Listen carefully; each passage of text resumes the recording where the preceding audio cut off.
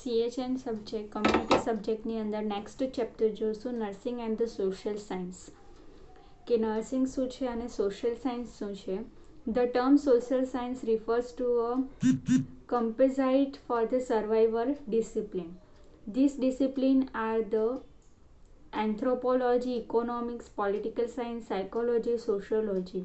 Okay, social સાયન્સની અંદર અલગ અલગ પ્રકારની સ્ટડી કરવાની હોય છે જે સાયન્સ રિલેટેડ હોય. સાયકોલોજી આપણો સબ્જેક્ટ છે, સોશિયોલોજી છે, ઇકોનોમિક્સ આવે છે, તો એ બધાની સ્ટડી કરવાની હોય છે, એ સોશિયલ સાયન્સની અંદર આવે છે.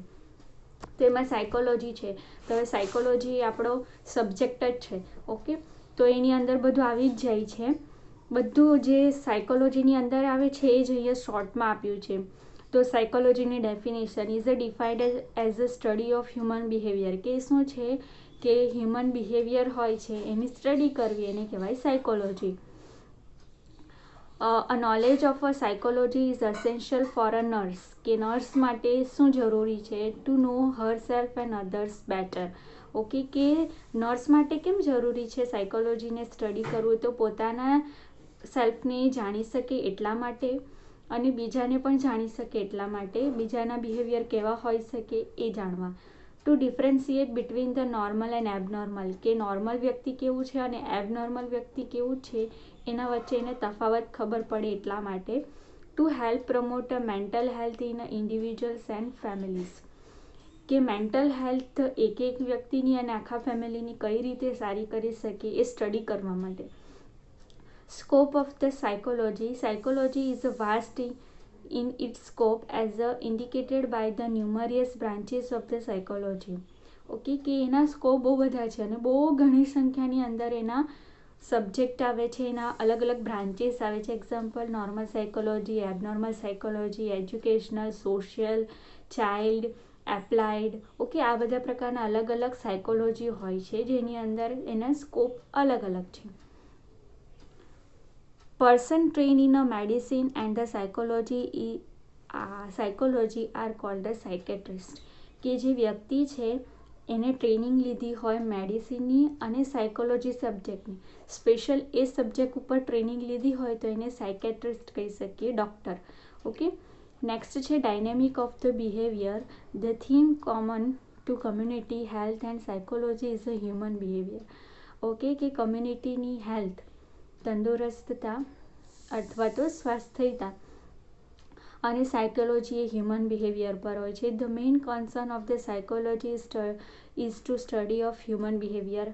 Okay, human behaviour is the result of physical and mental factor. Okay, કે બોડી રિલેટેડ અને મેન્ટલી બંને ફેક્ટર અફેક્ટ કરે છે સાયકોલોજીની અંદર. નેક્સ્ટ છે all form of behavior are response to a stimuli. For example, child see a dog rushing toward him, they start running away. Okay, કે response એનું behaviour કેના ઉપર આધાર રાખે છે, તો કોઈક રિસ્પોન્સ સ્ટિમ્યુલાય ઉપર. જેમ કે નાનું બાળક છે, એક્ઝામ્પલ આપ્યું છે કે એક ડોગી છે એના તરફ આવે છે તો એ શું કરે છે, ત્યાંથી ભાગી જાય છે, તો એ રિસ્પોન્સ કરશે. કોઈ સ્ટિમ્યુલાય આવશે તો એ રિસ્પોન્સ શું કર્યું એણે, કે ભાગી ગયું, અને સ્ટિમ્યુલાય શું છે, ડોગ છે. નેક્સ્ટ નીચે આપ્યા છે રિસ્પોન્સીસ. વેરિયસ રિસ્પોન્સીસ મે બી ક્લાસિફાઈડ એઝ, કે ફિઝિકલની અંદર એની હેબિટ અને સ્કિલ આવે છે. આ બધું સાયકોલોજી સબ્જેક્ટમાં આવે છે.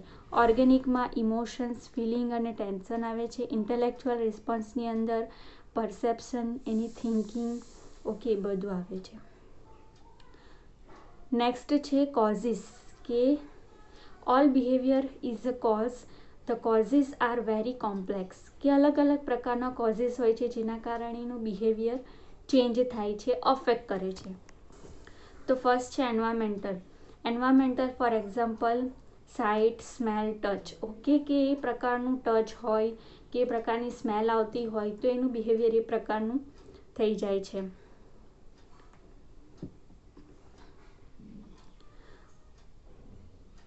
જેમ કે અહીંયા આપ્યું છે કે the cerebral cortex through the nerve impulses the information receive to assemble and evaluated. જેમ કે પાણી ગરમ છે, આપણે ગરમ પાણીમાં હાથ નાખ્યો તો એ મેસેજ જે છે તે આપણા માઇન્ડમાં સેરેબ્રલ કોર્ટેક્સ આવેલું છે બ્રેનની અંદર, ત્યાં પહોંચશે કે પાણી ગરમ છે, પછી આપણને મેસેજ મળે એટલે આપણે હાથ લઈ લઈશું. Emotions and feeling. કે behaviour is also depend on our feelings and emotion, કે આપણી ફિલિંગ્સ શું છે, આપણા ઇમોશન્સ શું છે, એના પર પણ આપણું બિહેવિયર હોય છે. જેમ કે ગુસ્સો આવો, પછી આપણે એન્જોય કરીએ છીએ તો નીડ્સ છે, મીન્સ કે આપણી જરૂરિયાત. And individual behaviour is also influence by his need. Okay, કે આપણી જરૂરિયાત શું છે, આપણને શું જોઈએ છે, કઈ વસ્તુની આપણને જરૂરિયાત છે, એના ઉપર પણ આપણું બિહેવિયર અફેક્ટ કરે છે. Motivation is an inner force, કે આપણું અંદરથી નીકળતું એક ફોર્સ છે which is drives individual to certain action, જેના કારણે આપણે અલગ અલગ પ્રકારના એક્શન કરીએ છીએ. આપણો કોઈ ફિક્સ મોટિવેશન અથવા તો ગોલ હોય એના ઉપર. ઇન્ટેલેક્ચુઅલ પરસેપ્શન, એટલે આપણી થિંકિંગ શું છે, આપણે વસ્તુ વિશે શું વિચારીએ છીએ, પોઝિટિવ કે નેગેટિવ, તો એ પ્રકારે આપણું બિહેવિયર હોય છે. મેકિંગ એડજસ્ટમેન્ટ, આપણે કોઈ બી એન્વાયરમેન્ટની અંદર આપણી જાતે એડજસ્ટમેન્ટ કરીએ છીએ, નથી કરતા, તો એડજસ્ટમેન્ટની અંદર આવશે. નેક્સ્ટ છે ઇમોશન. એના emotion is a strong feeling of whole organism. Emotion motives human behaviour, કે આપણું ઇમોશન્સ છે તો એ બધાનું અલગ અલગ પ્રકારનું હોય છે. કોઈનું સ્ટ્રોંગ હોય છે, કોઈનું વીક હોય છે.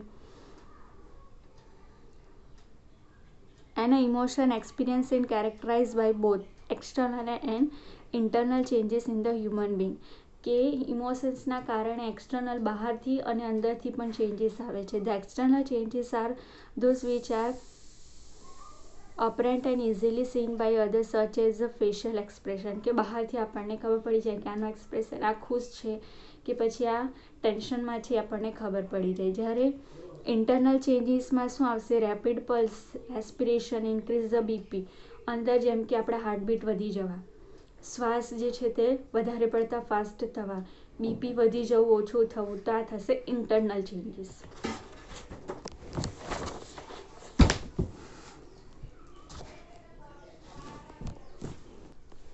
નેક્સ્ટ છે સમ સ્પેસિફિક ઇમોશન્સ, કે અલગ અલગ પ્રકારના ઇમોશનમાં કોઈ સ્પેસિફિક પણ આપ્યા છે. જે ફર્સ્ટ છે ફિયર, મીન્સ કે ડર. Fear is a most common emotion of the man, કે બહુ કોમન છે. It may produce the excitement or the depression, એના કારણે એક્સાઇટમેન્ટ પણ થઈ જાય અથવા તો જે વ્યક્તિ છે ડિપ્રેશનમાં પણ જાય. જેમ કે અહીંયા આપ્યું છે એક્ઝામ્પલ, ફિયર ઓફ ડાર્ક, કોઈને અંધારાનું ડર હોય, fear of dog, fear of snacks, fear of ghost, fear of sickness. Okay, કોઈને બીમાર પડવાથી ડર હોય, કોઈને સાપથી ડર હોય, તો આ અલગ અલગ પ્રકારના ફિયર્સ હોય છે. નેક્સ્ટ છે anger. Anger or the rage is another basic emotion of the man, કે એક બીજું બેઝિક છે જે બધામાં જોવા મળે. It is a reaction of the offensive type. Anger is a destructive force. It is not a control. It will impel or a person ever to commit murder. Okay, કે anger એવા પ્રકારનું છે કે કોઈક વાર કંટ્રોલમાં નહીં આવે, ને કંટ્રોલમાં નહીં આવે તો સામેવાળાનું મર્ડર પણ કરી શકે છે. એવા પ્રકારનું આ એક ઇમોશન્સ છે. ઇમોશન્સને આ એંગર પ્રકારનું જે ઇમોશન્સ છે એને કંટ્રોલ કરવું બહુ હાર્ડ છે. નેક્સ્ટ છે anxiety. Anxiety may manifests in such a symptoms as a rapid pulse, breathing, flushing, tremors, sweating, dry mouth, nausea, diarrhoea, raise the BP. Okay, anxiety એક પ્રકારનો ડર જ છે જેની અંદર શું થાય, અમુક સિમ્ટમ્સ જોવા મળે. જેમ કે ડરના કારણે આપણા હાર્ટબીટ વધે છે, શ્વાસ વધી જાય છે, કોઈને નોઝિયા થઈ જાય છે, ડાયરિયા થઈ જાય છે, ઓકે, ઝાડા થઈ જાય, ધ્રુજારી આવે છે, પડસેવો વધવા લાગે છે, મોઢું સુકાઈ જાય છે, બીપી વધી જાય છે. તો આ પ્રકારના જોવા મળે છે સિમ્ટમ્સ જે એન્ઝાયટીની અંદર આવે. તો આ સ્પેસિફિક ઇમોશન્સ થઈ ગયા, fear, anxiety and the anger.